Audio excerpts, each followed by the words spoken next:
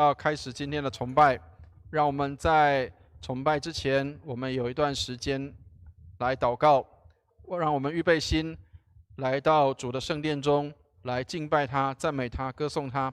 让我们也带着敬畏的心来到上帝的面前，让我们把一切的需要带到主的面前，把我们的祷告献在主的面前。上帝让我们能够来到他的宝座前，来得连续蒙恩惠，做随时的帮助。让我们一起来祷告。慈悲爱我们的天父，感谢你，你是我们的主，我们的好处不在你以外。你用你大能的右手扶持我们，你是我们的坚固台，是我们的依靠和盾牌。艰辛来投靠你的，你必保守他十分的平安，因为他们依靠你。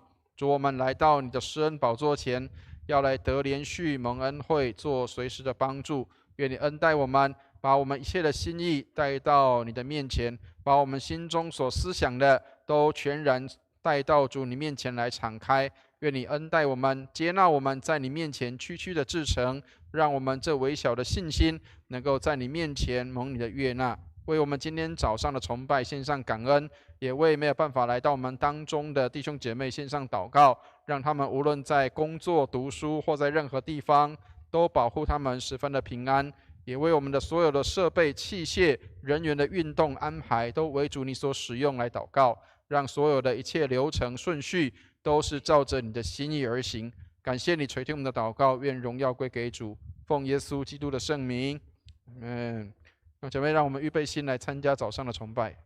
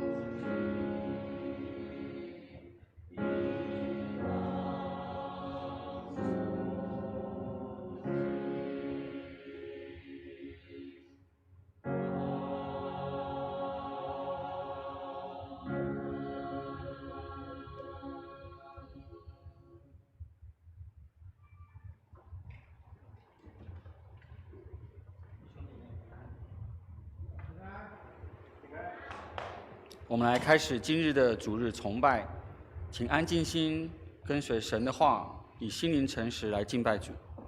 请听上帝的话。上帝啊，我曾求告你，因为你必应允我，求你向我侧耳，听我的言语。求你显出你奇妙的慈爱来。你是那用右手拯救投靠你的脱离起来攻击他们的人。求你保护我，如同保护眼中的瞳人，将我隐藏在你的翅膀下。我们一同来祷告。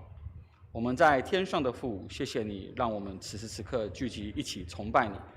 在此我们认自己的罪，求主耶稣饶恕我们所已知以及未知的过犯，用宝血来洗净我们，也让我们出于心愿饶恕那些伤害我们的人，并在我们每个人心中看见基督的光火，以基督的心为心，行事知行合一。也感谢你赐给我们美好的生活与教会，以及可以凭着信心去克服的挑战。在接下来的主日崇拜中，求主耶稣赐下圣灵环绕在会众当中，并将恩典、智慧及慈爱浇灌给你给我们的正道牧者，让牧者的正道带有你的力量，传讲你天上的信息，开启我们的智慧，带领我们进入圣徒的生活当中。以上是奉主的名祷告的，阿们。接下来的诗歌敬拜，我们有请敬拜小组来带领我们。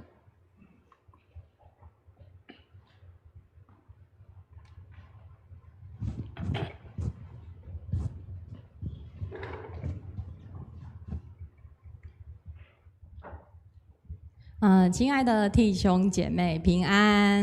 平安。那感谢主，让我们可以在此奉主耶稣的名在这里尊崇他。那若弟兄姐妹你身体许可，那我邀请你从座位上起身，那让我们一起来尽心尽力的赞美神。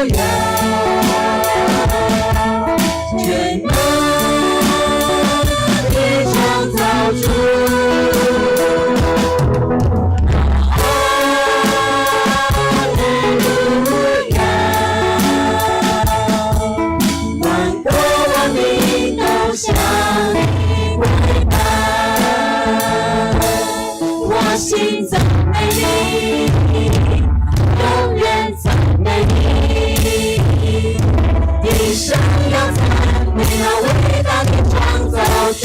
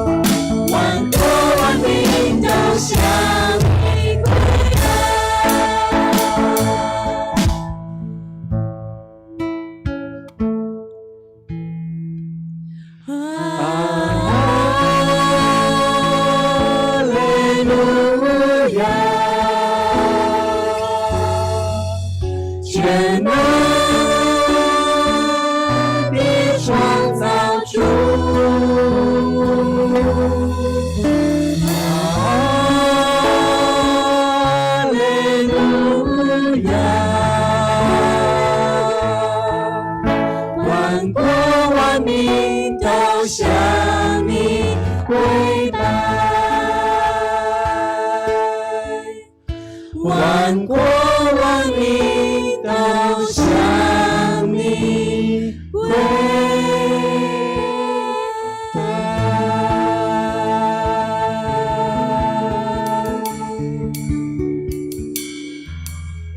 是的，我们全能的神是配得所有的赞美。感谢主，让我们可以在这里用我们的生命来赞美他。阿们，阿们。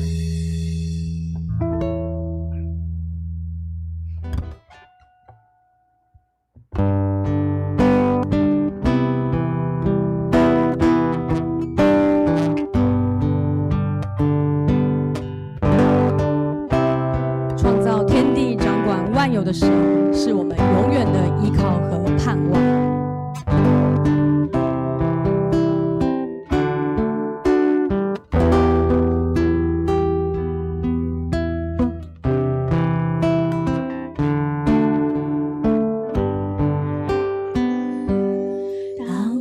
在患难之中，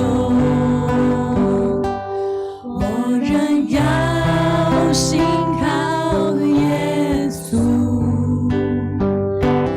你是我的一切，我心所依靠的。我的心动摇时，我仍要赞美耶稣。你是我的盼望，我心所依靠的。你是我的盼望，我心所依靠的。你是我的盼望，我心所依靠的。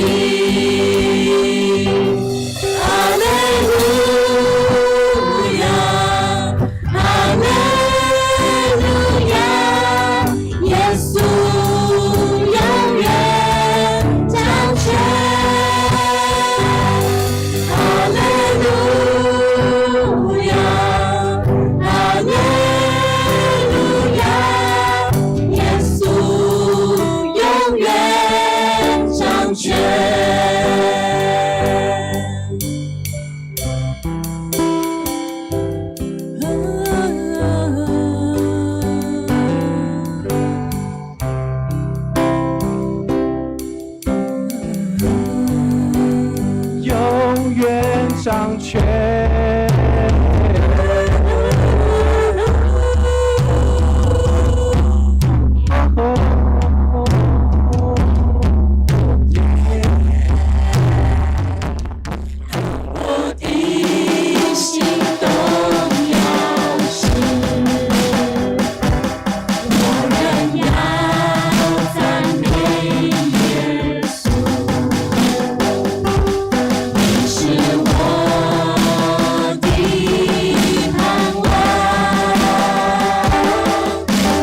心所依靠的，你是我的盼望，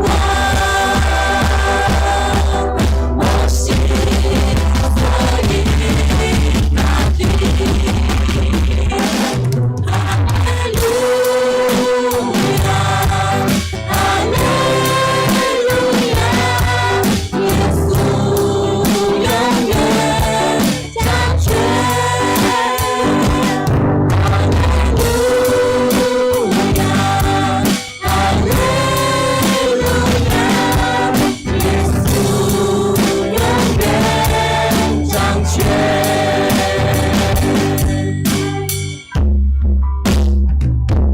爱中，你向我是慈爱。黑夜，我要歌颂祷告。你是我的诗歌，我的避难所，叫我抬起头的神。白昼。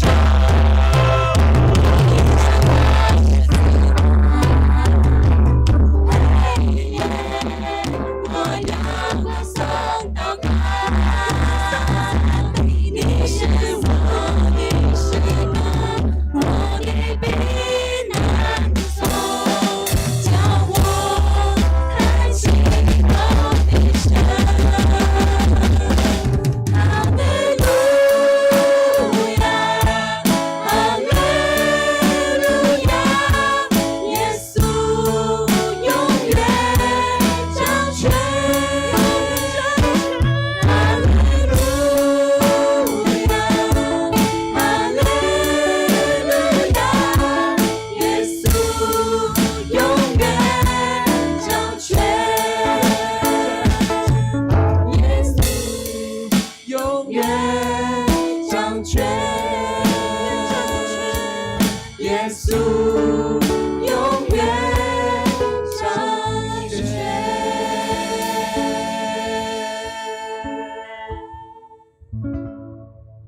那掌权的耶稣也必在我们的生命里面赏赐那上好的福分给我们。阿们。阿门。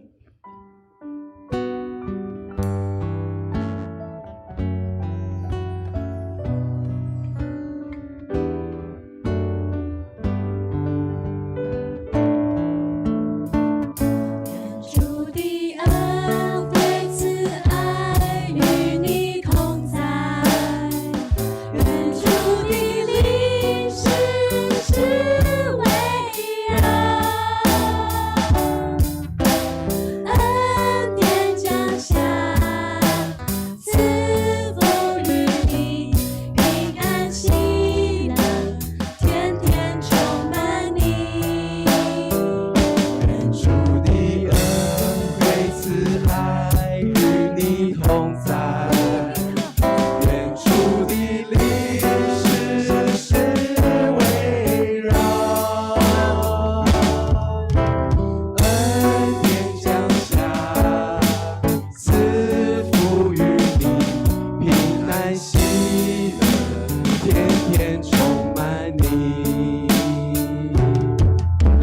赐福于你，赐福于你，平安喜乐，天天充满你，赐福于你，赐福于你，平安喜乐，天天充满你。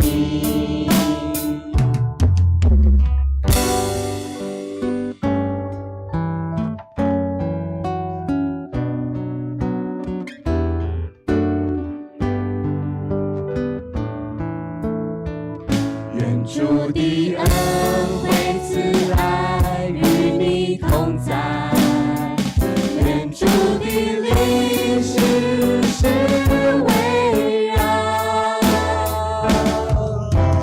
恩典降下，赐福于你，平安喜乐，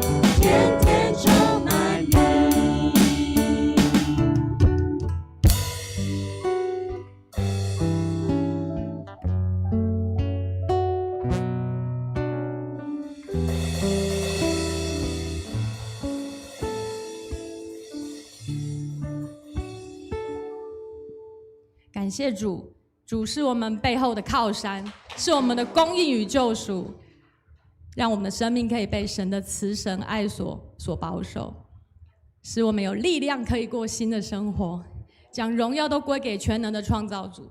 阿们。让我们一起用使徒信经来宣告我们的信仰。我信上帝全能的父，创造天地的主。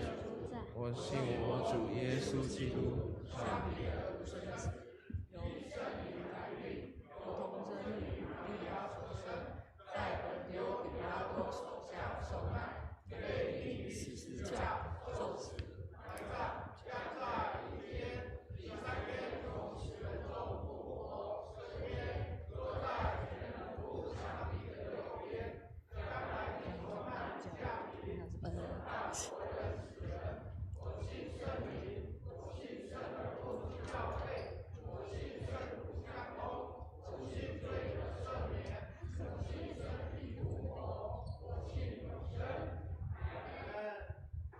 荣耀颂。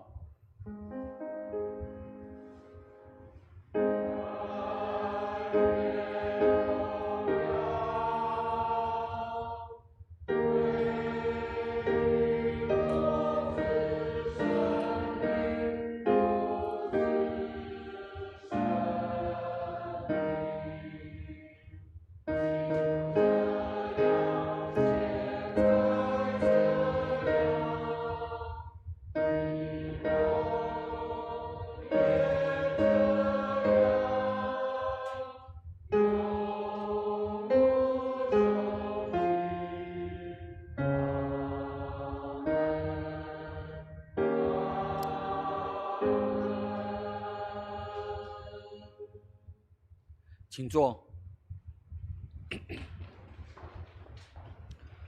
我们再次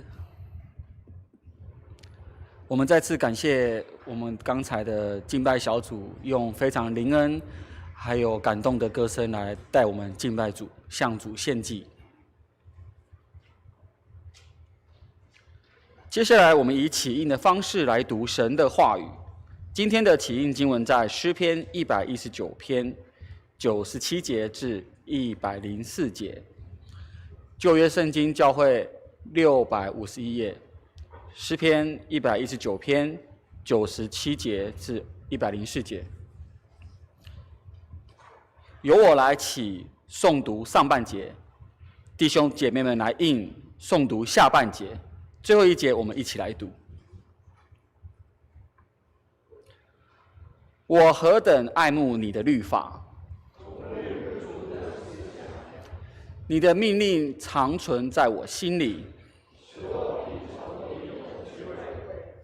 我比我的师傅更通达，我比年老的更明白。我禁止我脚走一切的邪路，我没有偏离你的典章。你的言语在我上堂何等甘美！一起，我借着你的训词得以明白，所以我恨一切的假道。感谢主。我们同心为以下的事项来祷告。我们为非洲国家布吉纳法索祷告，基督信仰能进入生活文化中，国家百姓能更加认识基督信仰祷告。我们为台湾卫理公会南部教区祷告，高雄卫理堂高思凯牧师为教会奉献充足，教会同工合一得人，牧者同工身心健康祷告。我们为台湾卫理公会驻国外宣教士来祷告。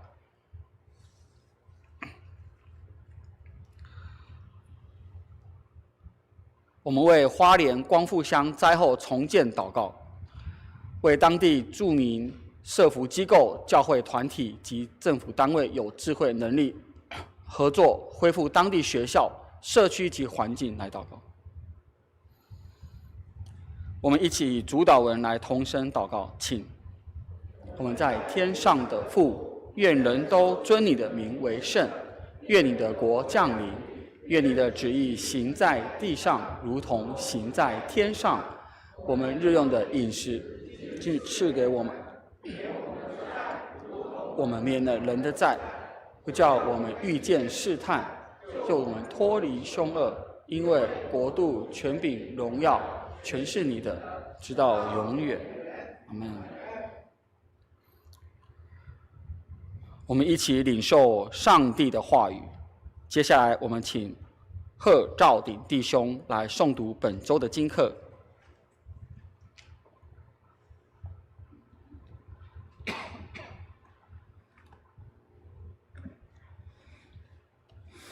经课第一处在耶利米书31章27到34节，教会圣经旧约878页。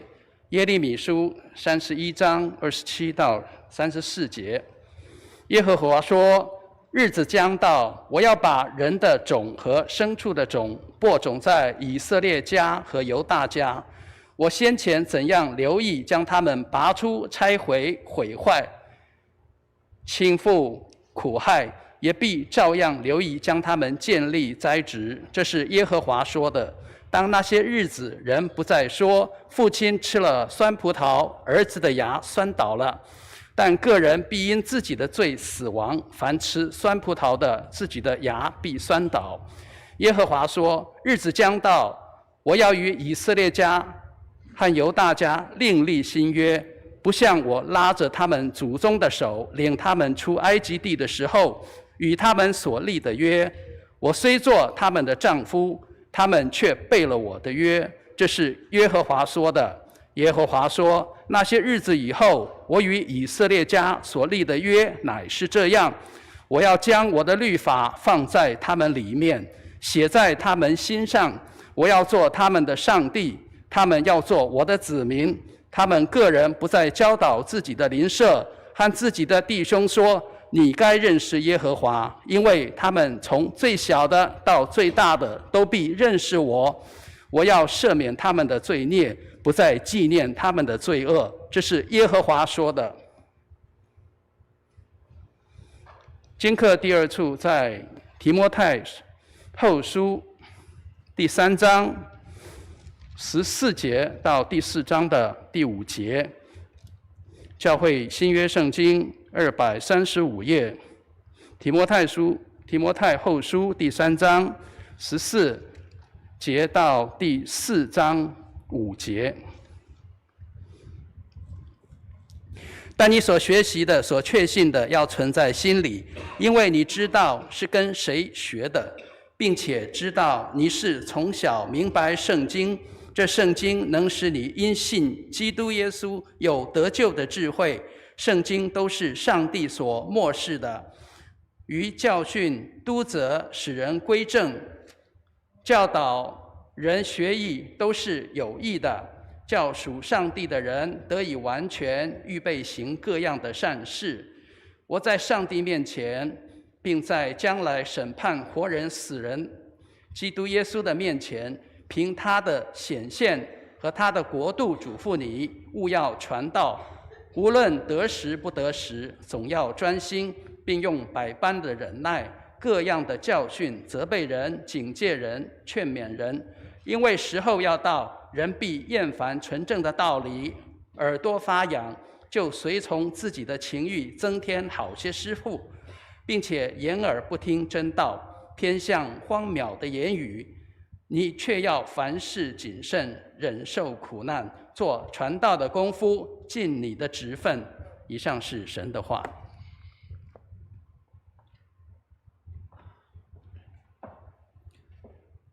我们谢谢贺弟兄。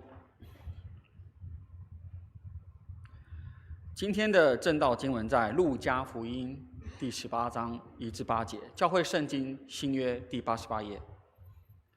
路加福音第18章1至8节，教会圣经第88页，由我来为各位攻读。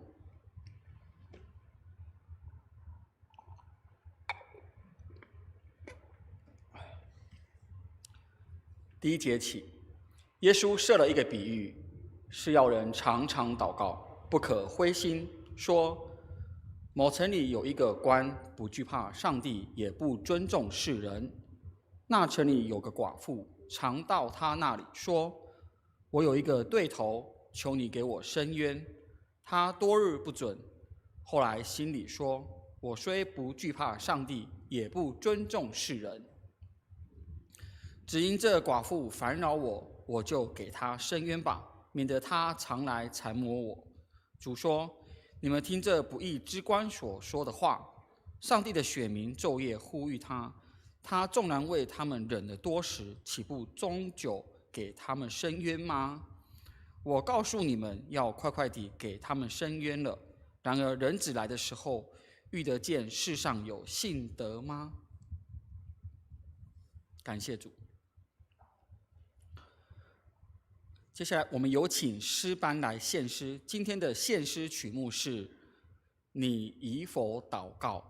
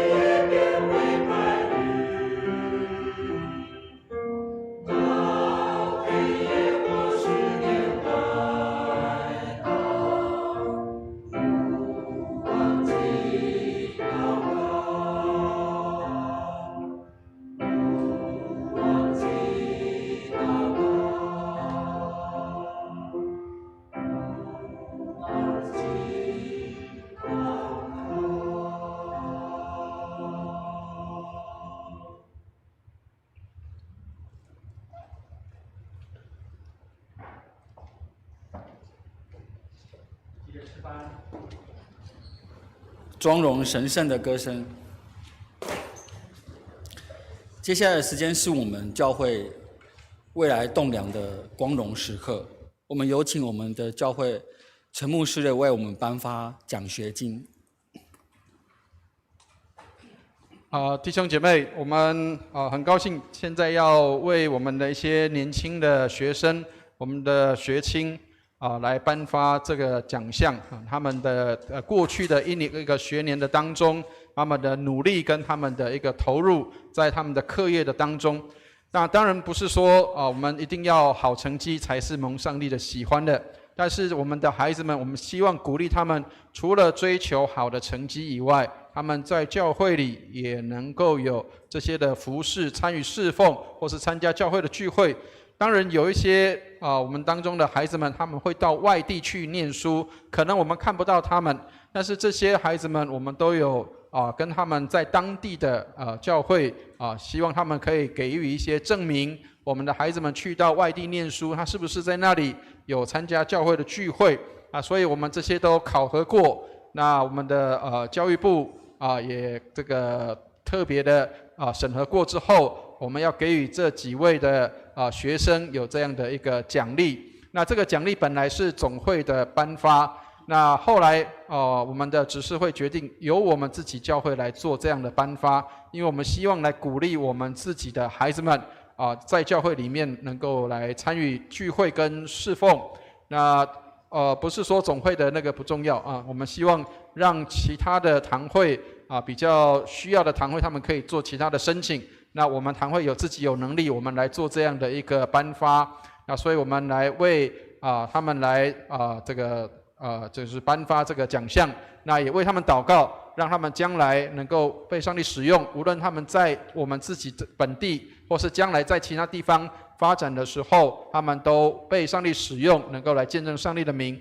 好，那我提这些人的名字，请他们到台前来景凤，还有小平，那大学的郑权，还有郑优，还有高中的荀生知颖但是荀生已经大学了他是这个上个学期是高中的成绩好，还有怡如、为义、为父，都请你们到台前来好，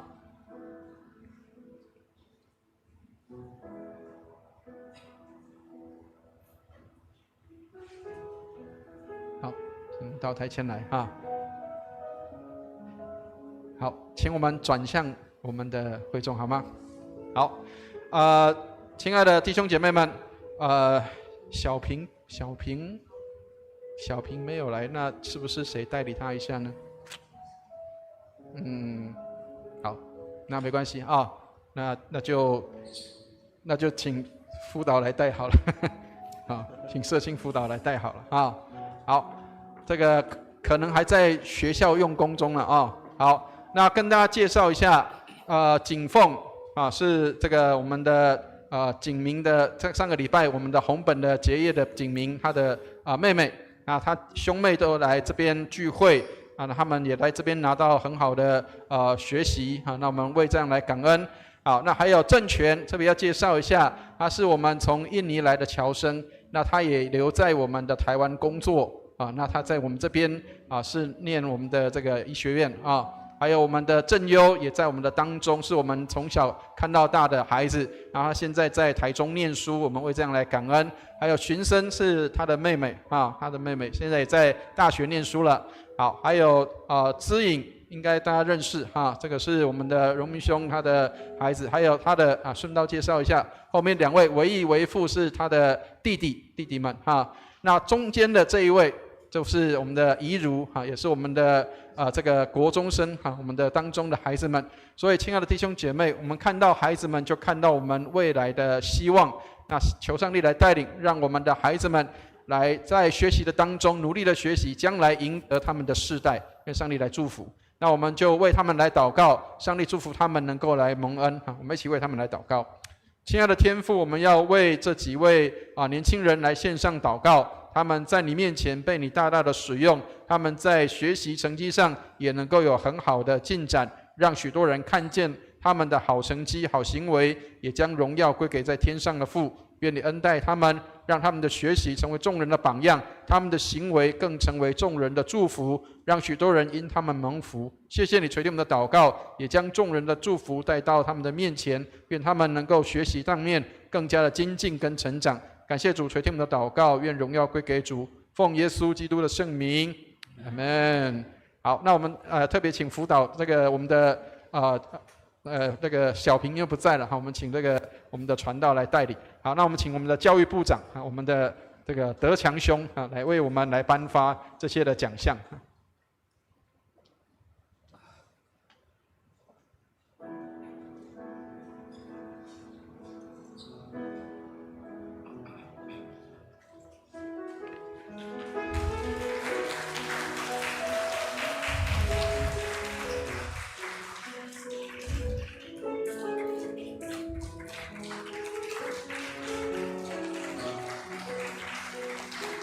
好，谢谢。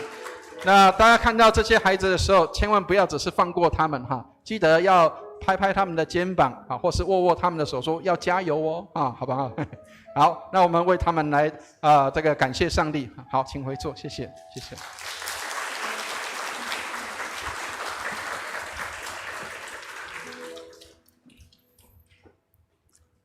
我们恭喜所有有领奖学金以及没有领奖学金的我们下一代的教会的同仁们。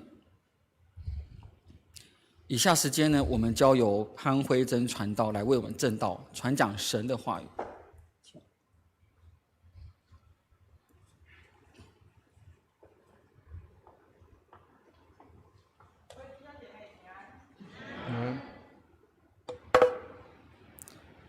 我先来讲一个小故事啊，然后大家呢来看这个故事强调的主题是什么？就是在德国呢有一个著名的案例，就是在德国柏林啊，他们发现一名少女的尸体，那是被枪杀的。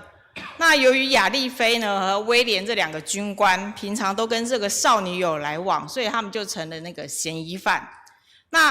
所以呢，这审问了好久，两个人都不承认，所以呢，法官呢就请那个属下就来拿一个大鼓，还有2个筛子，让他们去掷骰子，然后谁掷的骰子多，那个人就被获释，然后另外一个人就要被处死。那首先就是由亚丽菲她先掷，然后她一掷下去的时候，12点就是一个骰子就是6点。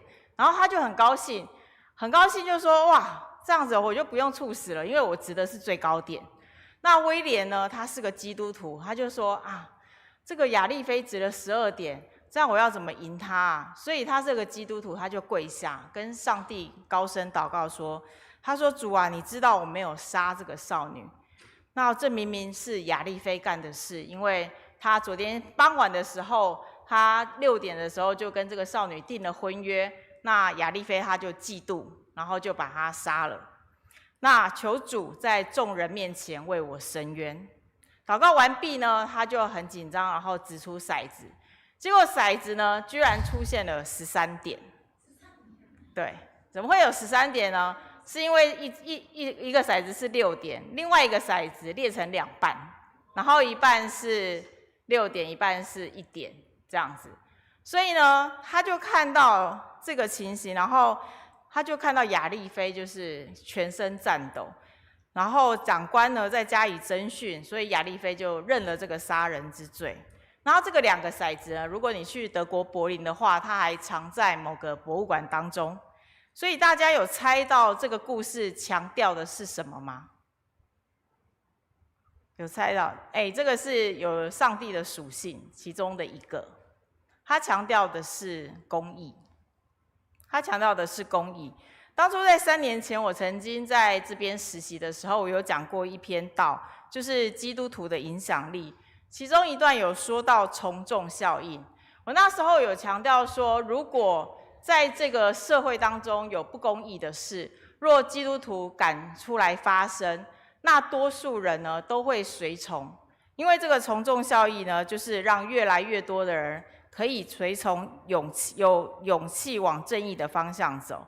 当时我在讲这边道的时候，其实我不太晓得圣经的原则，所以呢，我看到社会当中有很多不公义的事情，我都很生气，很生气，很生气。然后我就是通常都会为那种不公平的事、不公义的事，然后生气，而且我也不知道用圣经的方法去解决，所以我平白无故就生了很多的气。然后在我们当中有没有人像我一样，就是不知道圣经原则，但是遇到公义的问题的时候，那也会在那边气得半死，然后但是不知道该怎么解决。所以在准备今天这段经文的时候，就想到为什么恒切祷告会跟公义扯上关系呢？因为我们刚刚有读一下经文，然后你会看到前面是常常祷告不可灰心，后面呢又讲到公义的事情。明明上帝还有许多属性，大家都晓得上帝的属性吗？有什么？哦，听到了，有公平、公义、慈爱、信实、怜悯，好多好多这些属性。那耶稣却在这段经文谈到公义的属性。那从前面他的前段经文来看，其实是讲到耶稣要再来的时候。所以耶稣再来之前呢，我们要晓得世界上会有许多不公不义的事情，一直会发生在我们的周围或我们的身上，所以会让我们觉得心痛、气愤，还有怒气填膺，可是什么也做不了。所以耶稣强调呢，恒切祷告和公义是有很大的关系。那我们继续看整段的经文，会厘清为什么耶稣会强调这个比喻，又讲到上帝的公义。首先呢，他这个比喻发生在巴勒斯坦。那当时的法庭不是像现在法庭那么富丽堂皇，你去看台南的法院，还有高雄的法院都很漂亮嘛，都很漂亮。但是当时的法庭不是这样，它通常都会在城门口、市集还有广场。那我当时去土耳其的时候，它会在会堂的里面，那也有在会堂的里面，所以法官他坐的位置一般都会高于一般人的位置，然后彰显他的权威和审判的公正性。那法官的旁边也会有助手啊，还有书记帮忙记录案件的内容，还有判决。只有那些被受理的案子才能够被审判，没错吧？就是只有那些被受理的案子才可以被审判。这意味着什么？意味着说有人可以用钱来贿赂助手，所以让他们提醒法官说，有哪些案子是必须要关注的。那这个比喻呢，写的是寡妇。我们都知道寡妇在当时的时代是非常非常弱势的，但耶稣讲了寡妇，表示这个寡妇有3个必须要克服的障碍。第一个呢，是她作为妇女，她在法律面前根本没有立足之地，所以在当时巴勒斯坦地区，妇女是不能上法庭的。然后第二个，她是个寡妇，她没有先生陪她上法庭。第3个，她很穷，所以她想要贿赂助手也没有办法。所以穷寡妇呢，总是得不到律法本应给她的权利还有保护。我们可以见到在这段比喻当中，困难的是你要先去了解巴勒斯坦当时是什么背景，然后耶稣是依照这个当时的背景讲的，但是有很多学者就提出了很多不同的见解。那我们就看一下这段经文到底是怎么解释的。可是在那之前，让我们再读一次这段经文，在路加福音18章1到8节，然后我们一起读这段经文，请。耶稣对门徒讲了一个比喻，为了要他们常常祷告，不可灰心。他说，某城有一个官，不惧怕上帝，也不尊重人。那城里有个寡妇，常到他那里说，我有一个冤家，求你给我伸冤。他很久不受理，后来心里说，我虽不惧怕上帝，也不尊重人，只因这寡妇我就给她伸冤吧，免得她常来纠缠我。主说，你们听这不义的官所说的话，上帝的选民昼夜呼吁他，他岂会延迟不给他们伸冤吗？我告诉你们，他很快就要给他们伸冤。然而，人子来的时候，能在世上找到这种信德吗？好，这段比喻呢，我们可以看到三个对比。我们先来讲第一个对比，祷告和不祷告的对比。耶稣说要常常祷告，我们一想说，要祷告，那就是一定向上帝祷告。可是你们知道吗？有些人他们想到对上帝祷告，他们就整个话都说不出来了，就开始结巴了，而且也不知道该说什么。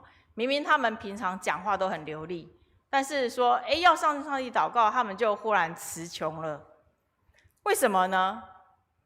因为他们觉得上帝很威严，好像在跟令人害怕的长辈说话，或者是原生家庭的父亲的角色很严肃，所以跟父神祷告就不知道该怎么祷告，会害怕。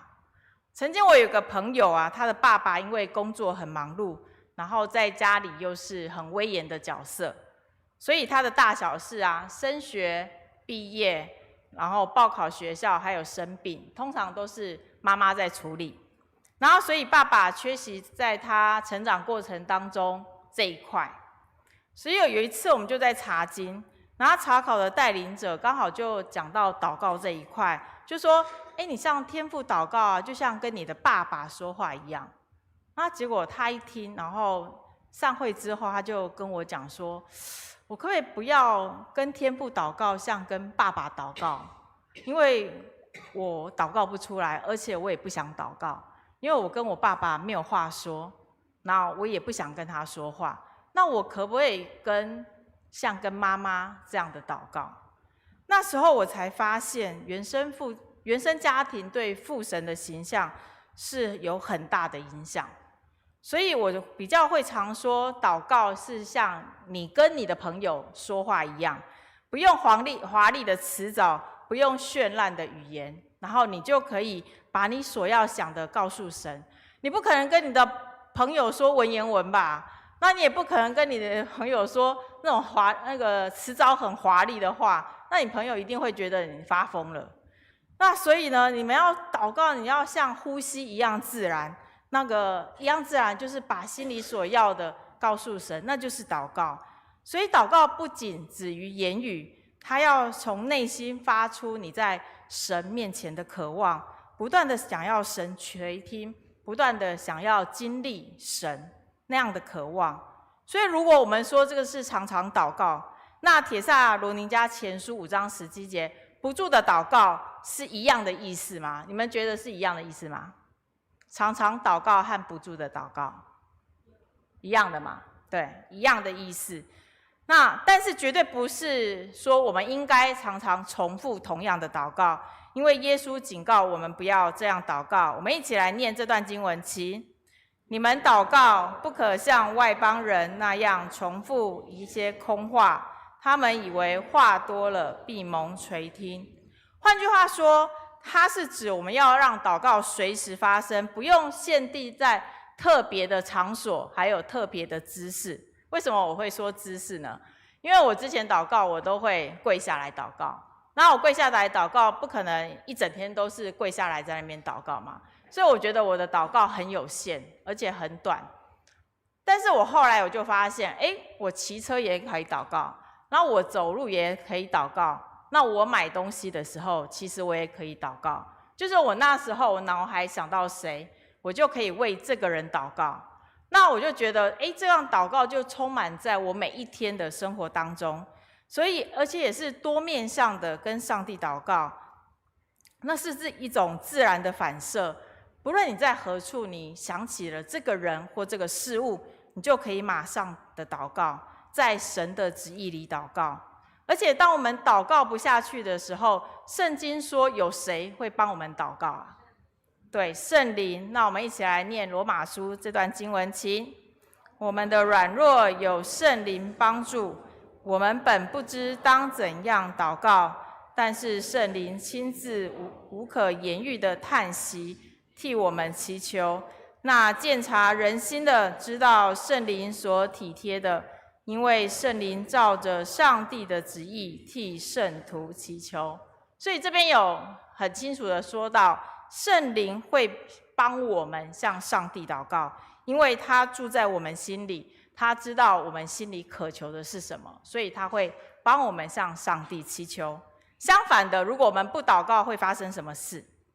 这段经文说到我们会灰心，那灰心在原文就是厌倦、厌烦、疲倦的意思。那在圣经有一处经文也说到，行善不可丧志。那这个丧志就跟灰心是同样一个字，在原文是同样一个意思。所以不祷告会使我们对现今的生活感到厌烦，对碰到的人事物感到疲倦，还有失去耐心。在属灵方面来说呢，灰心会使人失去对神的信靠和盼望，因为持续的挫败会让人怀疑神的保守和应许，这个是一个恶性循环哦。因为我们灰心的时候，常会降低祷告和持守信心的动力，逐渐淡化对神的信靠与依赖。所以祷告和灰心呢是成反比的，祷告和灰心是成反比，但是呢，它跟信心是成正比。所以我们越祷告会越有信心，我们越祷告会越有信心。所以当我们持续的祷告，我们不住的祷告，我们的信心就会渐渐的成长。无论面对什么样的挫折还有环境，我们都有十足的把握，上帝会带我们乘风破浪。荒漠甘泉是我之前会看的一本书，那我看到其中一个故事，就想起我的小姑姑。那这个莫勒先生呢，他一开始就为他这5个朋友祷告，他祷告了5年，然后第1个朋友信主了，祷告了10年，第2个和第3个朋友信主了，祷告了25年，第4个朋友信主了。结果他去世了，在他去世多年以后，第5个朋友信主了。所以呢，他在祷告上所花的功夫不是突然的。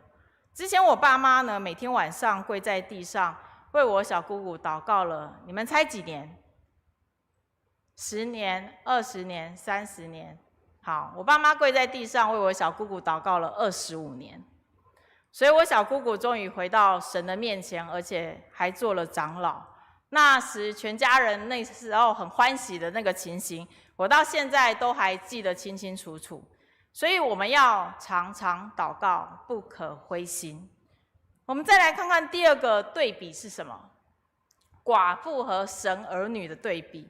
寡妇和神儿女有什么对比呢？其实在经文都说到我们要如何对待寡妇。我们来看这3处经文。我们先来念出埃及记22章22节到24节，请：不可苛待寡妇和孤儿，若你确实苛待他，他向我苦苦哀求，我一定会听他的呼求，并要发烈怒，用刀杀你们，使你们的妻子成为寡妇，儿女成为孤儿。每3年的最后1年，你要把那1年收成的1/10取出来，积存在你的城中。那没有与你一同分得产业的利未人和城里的寄居者，以及孤儿寡妇，都可以前来吃得饱足，好让耶和华你的上帝在你手里所做的一切事上赐福给你。耶和华保护寄居的，扶持孤儿和寡妇，却使恶人的道路弯曲。我有把那些孤儿寡妇都圈出来，所以圣经很明确的告诉我们，我们要保护弱势的人，孤儿寡妇还有寄居者。因此寡妇是上帝提醒以色列人必须保护的，他们是比较弱势的族群。这个寡妇跟法官说，我有一个冤家，求你为我伸冤。所以这个寡妇就3不5时就跑到法官那边。那我们可以想象当时的情况，这个寡妇去的时候，那法官一看到这个寡妇，他脸可能就垮了下来，他就不想看到这个寡妇啊，因为他常常叫他帮他伸冤嘛。那但是法官可能心里想说，不论在经济上和民生上都得不到好的结果，反而会惹得一身腥，所以他有可能都叫旁边的助手去赶他，说去，你不要再来了，你不要每天都来烦我。那这个寡妇不死心呢，虽然法官这样子对待他，他就是不死心，所以他就每天让法官看见他的脸，然后看见他的需求。你知道吗？如果你有一个朋友，或者是一个人很鲁的时候，你心里都会觉得很烦躁，那你只会很想焦急的停止他来烦你。所以法官也一样，他觉得被一个寡妇搅扰，心中甚是苦啊，所以就勉强的帮他伸冤了。那我们跟寡妇有什么不同呢？我们要来想想看，我们跟寡妇有什么不同呢？首先，这个寡妇是外人，而我们是神的儿女，神看顾他的儿女。所以呢，第一点，我们是神的儿女。我们跟寡妇的不同就是我们是神的儿女。路加福音说到，你们虽然不好，尚且知道拿好东西给儿女，何况天父岂不更将圣灵给求他的人吗？再来，寡妇在法官面前是求助无门的，但是神的儿女却可以通过耶稣基督来到神的面前，而且是随时的帮助。所以呢，第二点是神的儿女，然后可以就是通过耶稣基督来到神的面前。像以弗所书所说的，我们因信耶稣，就在他里面放胆无惧，笃信不疑的来到神面前。第三呢，寡妇在法庭没有人帮助她，任何人看到她都视而不见，没有一个人有感动来帮助这个寡妇向法官说话。但神的儿女却有一位中保，一位救主来做我们的中保。中保就是一个斡旋者，一个调解者，一个与神和好的一个位置，在天父的宝座前向我们向神代求。就像我小子们呐，我将这些话写给你们，是要叫你们不犯罪。若有人犯罪，在父那里我们有一位中保，就是那义者耶稣基督。最后呢，当我们祷告的时候呢，我们可以丰丰富富支取上帝的应许。上帝的应许多而又多的在我们的身上，而且他的应许是绝对可以兑现的。因此与寡妇相比，他能做的只是在法庭外游走而已。他即使有机会跟法官诉说冤情，依旧得不到任何的保证。在之前我说过，当我们祷告不下去时，还有谁可以帮我们求啊？圣灵。最后呢，法妇来到法庭，是来到法庭前，但是神的儿女却是来到施恩宝座前，这个差别是何等的大！所以我们只管坦然无惧的来到施恩宝座前，为要得连续蒙恩惠，做随时的帮助。所以这几段经文都可以让我们知道，我们跟寡妇是不一样的。寡妇她来到法庭面前是忐忑不安的心，她能像我们一样是坦然无惧的来到神的施恩宝座前吗？寡妇她每次被法官赶走的时候，想必心情都是非常的低落的，但是我们却能坦荡荡的来到上帝的面前，而且离开之后，我们的心不会是烦闷的，反而是重新获得了那个力量。耶稣把寡妇和神的儿女相比，是希望我们知道，我们的父神是真的愿意听我们的祷告，而且让我们能够常常祷告，不可灰心。那既然寡妇可以跟神的儿女做对比，那法官可以跟谁做对比呢？我听到了，上帝。法官也可以跟上帝做对比。那法官跟上帝要怎么做对比呢？在讲这段经文之前，我们来讲一下，复仇呢，就是申冤呢，到底是复仇呢，还是伸张公义呢？伸张公义。然后有没有人说是复仇？就是神帮我们复仇，也对吗？好，那我们来看一下这到底是哪一个申冤？到底是哪一个？圣经指的申冤呢，通常是伸张正义，而不是复仇。为什么呢？因为伸张正义是主要基于慈爱和怜悯，是要修复关系，与人复和，赏善罚恶。而复仇比较属于用人的血气，做出对他人私意的行动，比较冷酷还有无情，而且会增加伤害，而且是恶性循环。那我们再回到经文看，这段经文说，这法官不惧怕上帝，也不尊重人。这个明显违反了神说的双重诫命啊！你们知道双重诫命是什么吗？就是爱神还有爱人。所以这个法官既不爱人，也不爱神。那既然这个法官他什么人都不爱，神也不爱，表示他什么都不怕，那他也不把公义放在眼里。但大家想想，设立法官的功用是什么啊？不就是为了帮我们主持公道吗？如果法官连公义都不在乎的话，那他为什么可以当上法官呢？那这个没有公义的法官还算是个法官吗？所以经文才说到寡妇要申冤，要法官主持公道，但法官多日不准，所以对对法官而言，公义不是重要的，所以被圣经称为不义的官。这不义的官完全不受理寡妇的案件，是他最后勉强受理的原因是什么呢？是寡妇会找人来打他吗？是他惧怕不受理这案件会有很大的麻烦上身吗？都不是，是因为他觉得这寡妇一直烦他，一直撸他，所以他受不了了。所以主呢，就叫我们听这不义法官说的话，跟上帝是不是有很大的区别？神的儿女每天祈求上帝，上帝当然会给神的儿女伸冤，因为公义是神的属性，神不会违背自己的属性，且基于慈爱和怜悯，父神会为我们主持公道。有段经文说到，亲爱的弟兄，不要自己伸冤，宁可让步，听凭主怒，因为经上记着，主说，伸冤在我，我必报应。所以上帝是说，伸冤不是你们的事哦，不是我们的事，是上帝的事。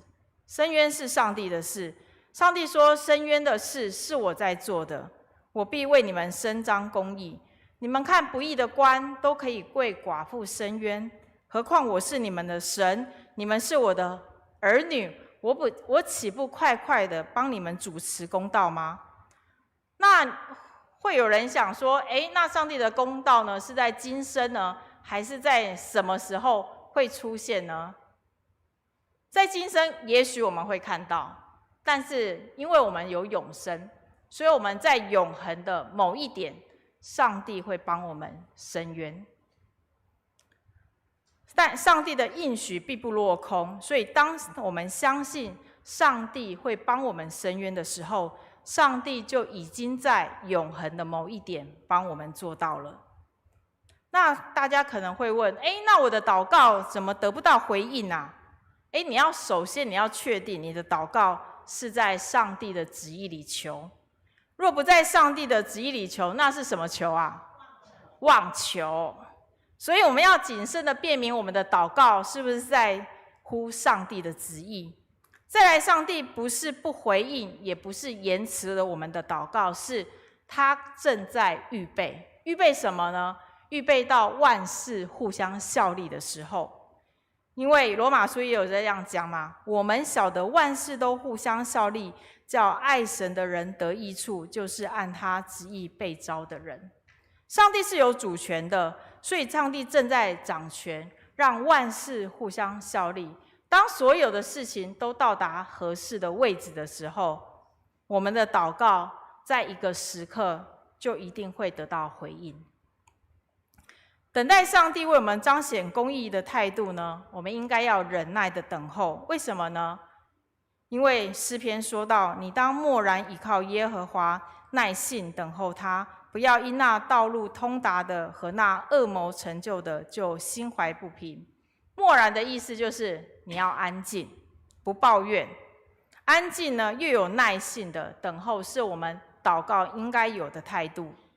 最后耶稣说到，人子来的时候，能在世上找到这样的信的吗？我们一起来念新普及译本怎么说，请。人子回来的时候，世上能找到多少个有信心的人呢？弟兄姐妹，现在真是末世当中的末世了。能够相信上帝会彰显公义的人已经不多了。你看挪亚时代有几个人相信上帝进方舟？8个。那罗德时代有几个人逃出索多玛、俄摩拉，逃出升天？虽然有一个人变成了岩柱，只有4个。所以呢，你知道如今呢，有多少人有信心相信上帝依然是公义的，能以慈爱怜悯看顾我们，为我们彰显公义呢？你可以问问自己，你现在相信上帝是有公义的吗？感谢主，阿们。这段经文其实里面有许多何况，对比那些不义的官对待寡妇的情形，何况是上帝对我们这些神的儿女，岂不更彰显他的公义在我们身上吗？那我来讲一个例子，我父亲以前是某教派的年议会会长，他在担任期间呢，做了许多的事情，但有一天呢，有一个年轻的传道呢，就寄了一个黑函给他，说他在他担任年议会会长的时候，为了退休金，然后自肥他那一代的人。那我父亲呢，并没有做这样的事情，但是详细过程我虽然不是很清楚，因为那时候我还没有工作，我那时候还在读书，所以我常常看到他回来的时候，就跟我们母亲讲这段事情。虽然是被冤枉的，但是他从来没有跟这位年轻的传道起正面的冲突，反而是去更加低调了处理许多的事情。我当初很不明白他为什么不反击，因为我还没出社会嘛，我不知道那个社会人心是险恶的。那所以我那时候说，你为什么不反击？为什么不反击？但是这位年轻传道是确实冤枉了他，但我父亲相信上帝自有评断。他和我母亲呢，常常跪在上帝的面前祷告。过了好几年，我得知那位年轻的传道他去美国牧会了。那有一天呢，我父亲就收到了一封信，美国来的信。那这封信呢，就是那个传道写的，内容是他跟我父亲道歉，说他当年冤枉了他，然后对我父亲非常的抱歉。之后呢，他从美国回来台湾之后，还专程去我家，然后跟我父亲道歉希望能够原谅他当年所做的事情。所以你知道他当年真的是把这件事情呢，传遍全台湾了。所以呢，我看见我父亲在这个事件的过程当中常常祷告，而且也没有放弃和灰心，继续服侍上帝。我相信上帝那时候正掌权，使万事互相效力。因此在有生之年，我父亲看见了上帝彰显了公义，使这件事以人的和睦和修复关系的状态下收场。我觉得我父亲很幸运能够经历到此事。那我也更相信，即使我们被人误会、冤枉或伤害，上帝必会在永恒的某一点为我们伸冤。但到时候耶稣再来的时候，在世上有多少人对上帝公义的彰显大有信心呢？世上的不公不义只会越来越多，不会越来越少，只会越来越多，半分都不会减少。我们现在可以为神的公义降临恳切的祷告吗？即使目前我们没有看到我们得到了平反，但愿主再来时，我们依然是那坚忍祷告的人。我们来做一个总结。西坡的奥古斯丁呢，曾说过这样的一句话，我们一起来读，请。让人们寻找他吧，在他里面万事为我们保存。让人们发现他吧，在他里面所有真理对我们都是确定。让人们爱他吧，在他里面一切对我们都是公义。我当初看到这句话，我觉得他写的好绕舌哦。然后我就在那边看，我就觉得他写的我就一句一句的看。所以呢，最后一句，让我们爱他吧，在他里面的一切对我们都是公义。我们是何其有幸，不用以报复的形态，我们就知道我们的神必定为我们彰显公义，而且他的时间是照着万事互相效力的益处来定下。当我们恒切坚持的为神的国降临来祷告时，我们一定会看见神的公义彰显在全地上，最弱势的寡妇都能够得到不义的官为他伸冤，何况我们的神是公义的，不也必定为我们伸冤吗？我们一起低头来做祷告。亲爱的天父，我们看见世界上的公义不断的在减少，因为人心更加的诡诈与自私。但是我们相信你必定为我们伸冤，彰显你的公义在永恒的某一点，帮助我们能够坚持又忍耐的祷告，因为你必垂听，也必定有作为，我们的心就得着释放。求你聆听我们的祷告，这样感谢祷告是奉我主耶稣基督的名，阿们。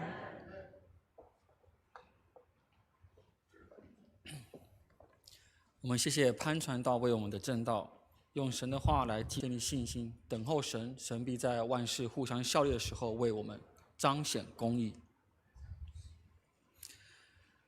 现在会众们请起立，我们以回应诗歌来回应赞美神对我们的爱。我们一起来唱诗歌《心灵粮诗选》380首，祷告良辰。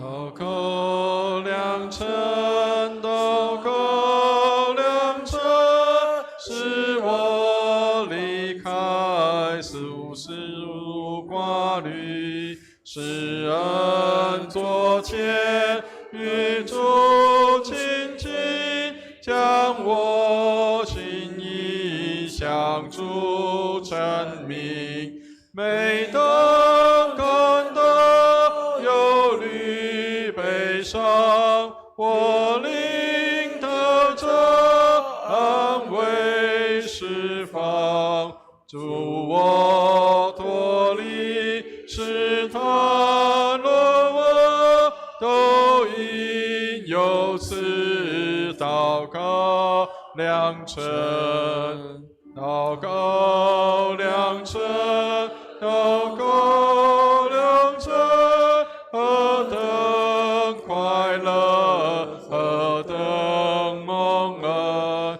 我灵交集如火上焚，深切渴望与你有份。如今奔到恩主面前，感受救主显明笑脸，求主叫我安静渴望，与你同享祷告良辰，祷告良辰。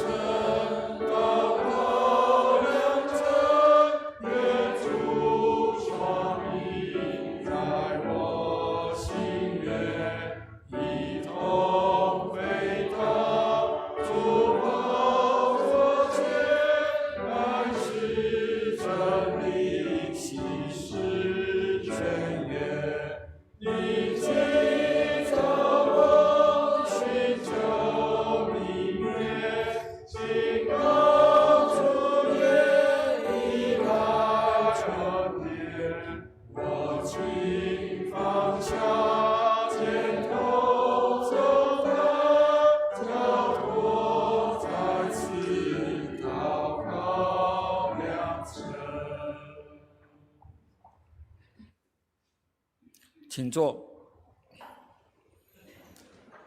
我们请诗献的同工至台前，请会众们预备心，恭敬地以金钱来奉献，表达对上帝的感恩。若是您第一次来教会，或是未预备不了解奉献的意义，可以安静地让奉献袋经过您身旁即可。待会会众们在奉献袋回到圣台前献上时，我们一同起立唱向主献成歌。我们一起来祷告。亲爱的天父，我们衷心的感谢你，因为我们所拥有的一切都是从你而来的，我们的生命、工作、家庭都是依赖你的恩典所赐。也求你赐给教会智慧，去运用金钱在教会的事工上，让福音能够遍地兴旺。您是配得赞美和感谢的。现在我们预备一点金钱，甘心乐意地献上，愿你悦纳。奉主耶稣基督的圣名祷告的，阿们。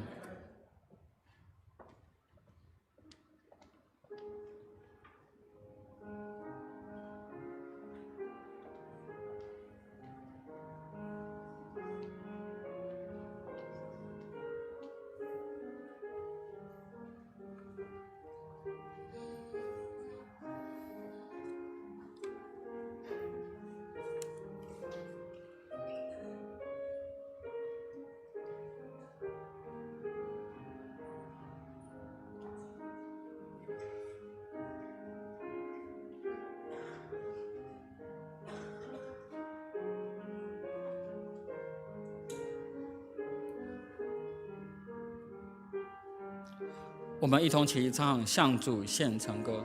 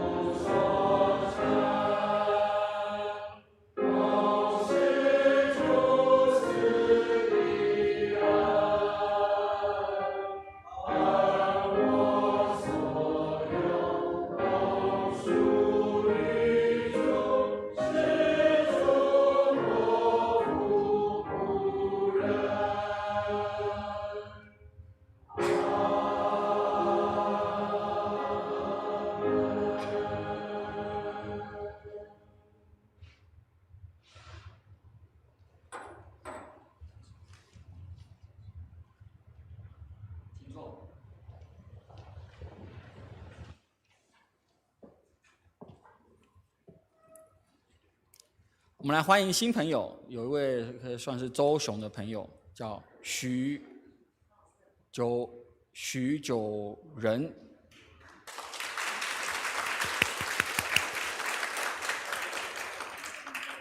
哦，他是我以前在美国念书时候的我们教会的朋友，他第一我读科学，是吧？在美国给大家分享。从纽约过来是半个地球，时差12个小时哦。一次欢迎，永远欢迎。我们一起来唱《我们成为一家人》。我们在唱第2遍的时候呢，可以齐手一起互相问安，拱手不握手，请。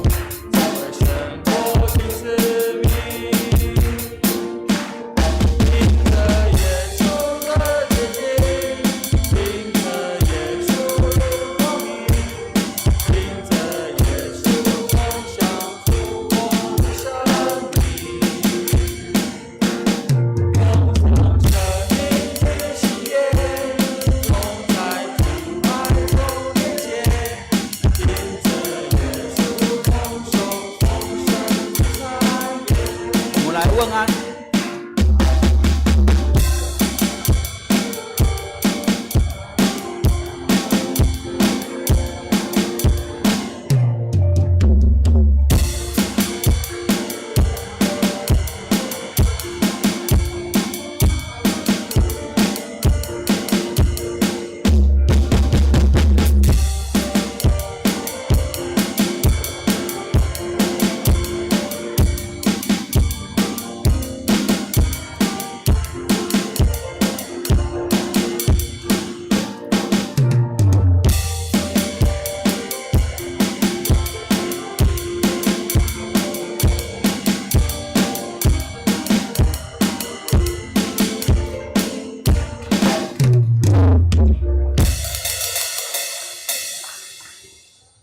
请坐。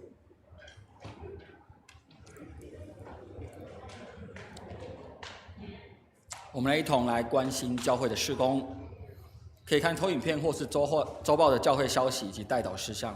我们也请下周的服事同仁们预备心。我们欢迎第一次来本堂参加的新朋友，愿上帝赐福，一次欢迎，永远欢迎，也就是徐弟兄。我们也感谢慧真传道在华语堂的服事，愿上帝赐福慧真传道在儿少服事的事工，并为传道的身心健康及家人平安来祷告。我们也恭喜本次教会颁发的113学年度的国中、高中及大学的奖学金的获奖学生们，也请为教会在学校有好的成绩，在教会有美好的服事信仰造就来祷告。下一周10月26日，华语堂由教会团契陈文芳主任前来分享，请为教会团契的事工关心祷告。周一10月20号为圣光神学院70周年的校庆，本堂将由潘传道代表参加，请为范卫理中神学教育及牧者的培育关心祷告。光复节连假10月24日这周五，教会办公室将暂停1天，并在隔天的10月25日正常上班，请弟兄姐妹们知悉，并且为假日的出入平安祷告。牧职进修会于10月28日至10月29日，礼拜2、礼拜3的台北福音园举行。本堂牧师陈伟文牧师将前往参加，请为牧者的往返平安祷告。总会已正式成立了花莲的卫理公会布道所，主任传道萧道成，地址为花莲市中美路121号1楼，欢迎关心并给予支持及祷告。本堂的提名委员会已提名2026年明年的新任执行名单，依卫理公会法规第2公告2周之后于记议会通过。2026年1月1日正式担任本堂的执事。2026年新任执事名单如下：留任执事为林文曲、李建营，新任的为萧天英、赵一兰、陈清和、蔡雅英。教会将于11月8日至11月9日至大金营地户外礼拜，出发日期可以参阅布告栏及报名表，请弟兄姐妹们预留时间，并欢迎邀请福音朋友们参加。报名表填妥后可以交给办公室，或由小组长来代收，交给办公室。请尽早完成报名的手续，以方便教会安排车辆及后续的事宜。这个月底11月31日截止。教会呢将于12月21日的圣诞主日当天有受洗及转入礼拜，若有意愿受洗或转入本堂的福音朋友们或主内肢体，10月起开始安排至成人主日学、基要真理班或与牧者和传道个别上初信课程，请洽办公室来报名参加。为教会的复兴守望，邀弟兄姐妹实体参加周四晚间7点半的查经祷告会，为教会的各项事工关心祷告。龙光堂的成人主日学周日，也就是每次的崇拜结束后的11点40分至12点30分，在205教室有约翰福音导读，201教室有路加福音导读，6楼活动室有两约之间的历史，5楼餐厅有基要真理，1楼的副堂有诗歌欣赏与教唱，欢迎会众们参加。有关肢体消息的方面，会众们可以参阅的周报，并为肢体不适的弟兄姐妹们来代祷。牧师是否要补充？弟兄姐妹，牧师这边做一些的补充哈。那记得今天我们有成人主日学，所以等一下主日崇拜结束之后因为我们放假放了2周所以请大家记得这一周是我们有主日学的请大家来关心跟这个来上课。好，那上个礼拜1跟到礼拜3，我们有几位同工，我们一起到花莲去做一些的关心，除了去了解当地的一个复原的状况，那还有就是去关心我们的布道所。那请弟兄姐妹为我们的花莲布道所祷告，这是我们的卫理公会在花东的第一个能够到那边去开拓的一个福音中心。那我们请为这个福音中心来祷告，也可以为他们来关心跟奉献。那或者是有经过到花莲去玩的时候，也可以到那边去跟他们一起做礼拜，为他们来打气跟加油为他们来祷告。那也跟弟兄姐妹做一点报告，就是我们去关心了在当地的一些世界展望会，他们在花莲复兴乡光复乡的那个工作。那他们现在目前的重建工作正在进行当中。那请弟兄姐妹为他们继续来祷告。产值超人已经不用了还有那些这个外在的这些的清理的部分，已经比较渐渐的都比较不太需要了。那但是需要的是比较内心跟内在的建造，所以一些的比较辅导性质的一些的活动，或者是这些的比较专业性的，比如水电工或者是一些比较有这些专业性质的一些的工作，是比较需要的请弟兄姐妹来祷告。那我们也希望我们教会可以能够做一些的协助跟帮助那他们特别提到儿童的部分的话，是他们神望会现在正在进行的部分。那他们很需要有一些的儿童的辅导咨商的一些的专业的人员或者是对家户访问的时候，需要有一些辅导跟这个协助这些专业的咨商。那请为这样的事情来祷告。那如果我们当中有这样的弟兄姐妹愿意能够来成为这样的志工，那也请跟牧师来报名，我们也可以做安排来做这样的一个服事。那当然经费上还是有需要跟缺乏的所以请弟兄姐妹也关心当地的恢复跟状况。好，那特别跟大家报告一下那个就是在新闻当中大家看到的那个被高丢推上来的那个小朋友，现在是在花莲市就读花莲市的小学那现在也是世界展望会在关心他所以请弟兄姐妹来持续为这个事情祷告。那我也有请我们的花莲布道所的萧传道有去跟世界展望会接触，希望可以能够关心到这些的，不一定是他了都是希望可以关心到这些的个案。那我们也请为我们的新任执事来祷告。那我们卫理会跟其他的教派比较不一样的地方是，卫理公会不是我们的大会选举我们是由我们的提名委员会来提名。那我们会公告在公布栏或是在我们的周报上有2周的时间。那请弟兄姐妹来为他们祷告，或是来关心他们。那如果有一些弟兄姐妹觉得有不妥，或者是觉得有一些需要他们需要有一些调整的地方那请跟牧师跟我们的提名委员会来这个来说明那让我们能够知道应当怎么样来做处理。那原则上卫理会的执事我们是内阁制了所以是比较属于我们是用提名的方式。那我们会在11月1号的我们的记忆会通过这个部分，那是由教区长来代表会督来通过这些的名单所以弟兄姐妹为我们的新任的这些的执事来祷告。那担任执事当然不是说担任一个官位所以请我们的未来的执事们也能够了解，我们不是来当官的，我们是来服侍人的所以我们用这个身份来真正的去做出榜样来服侍跟侍奉。所以我们也请弟兄姐妹为我们的执事们祷告，让他们能够真正在这样的角色上来荣耀上帝。以上，谢谢。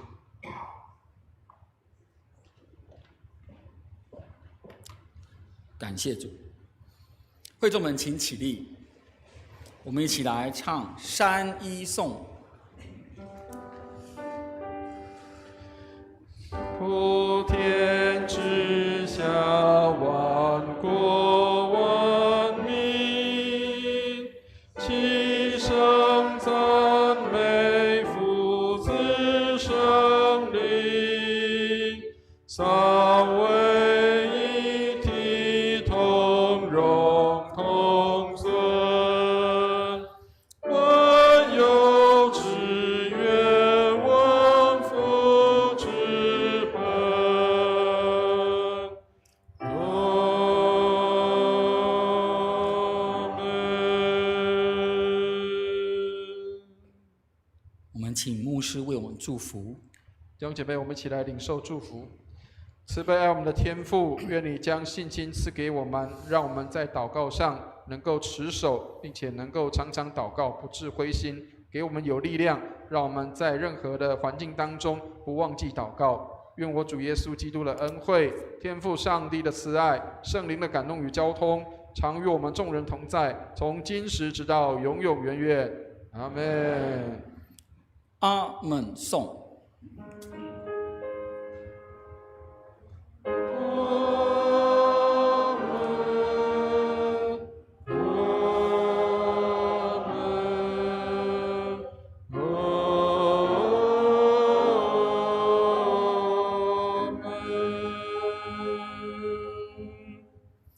请坐。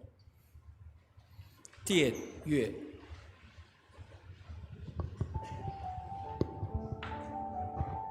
请会众们在殿乐中默祷，为我们的今日报告事项以及肢体消息来祈祷。若你心里忧伤、身体病痛，是需要特别祝福的会众们，可以进前来，由亲自牧师为你祷告。